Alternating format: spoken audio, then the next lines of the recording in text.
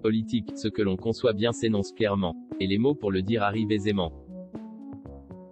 Le gouvernement serait sans doute bien avisé de méditer sur cette célèbre citation de l'homme de lettres Nicolas Boileau.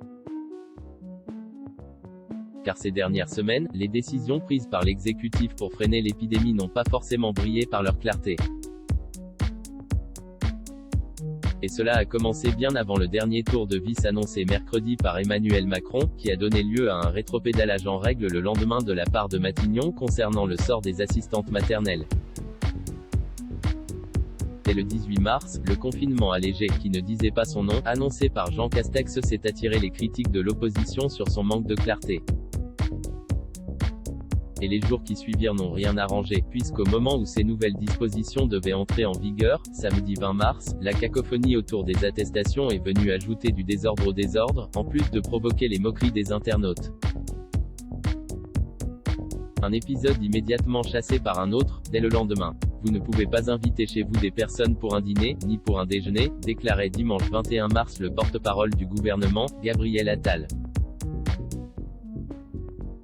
Une déclaration qui, isolée du reste de l'intervention, laissait entendre que le gouvernement avait franchi une ligne rouge sur le plan constitutionnel.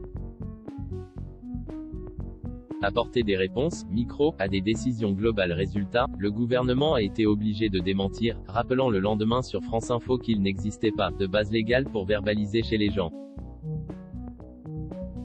Cette semaine, un schéma parfaitement similaire s'est produit, cette fois du côté du ministre de l'Éducation nationale, une citation confuse nécessitant également la mise au point du gouvernement. Sur RTL, Jean-Michel Blanquer a en effet laissé entendre, sans vraiment le dire, que les centres aérés allaient ouvrir pendant les vacances, et accueillir potentiellement tous les enfants. Démenti dans la foulée de la part de l'entourage de Jean Castex au HuffPost, tout ferme, sauf pour le public prioritaire. Mais quelques heures plus tard, c'est de Matignon qu'est arrivée la cacophonie. En 3 heures, les services du Premier ministre se sont contredits, annonçant d'abord que les assistantes maternelles ne pourraient pas accueillir d'enfants, avant de rétropédaler en annonçant que rien n'était finalement tranché. À en croire un communicant bien implanté dans la galaxie macroniste, c'est la complexité de la situation qui pousse le gouvernement à la faute. La difficulté, c'est de devoir apporter des réponses extrêmement et quotidiennes, à des décisions globales qui sont tranchées le plus tard possible pour coller au mieux à la situation de l'épidémie, mais qui entrent en vigueur extrêmement rapidement, observe notre interlocuteur, rompu à la communication de crise. Sur la fermeture des écoles, c'est quelque chose de rapide et de très tangible, mais qui a des conséquences multiples. Et la difficulté ensuite pour le ministère concerné, c'est de trancher rapidement et clairement un ensemble de situations très différentes les unes des autres, en restant en phase avec l'annonce élyséenne, poursuit notre source, soulignant que la communication gouvernementale doit sans cesse balancer entre des annonces globales et des mesures ciblées, au risque d'être incompris et de tomber dans des absurdités technocratiques. Du côté de Matignon, on explique également ces fritures sur la ligne par les ajustements que nécessitent les annonces du président de la République.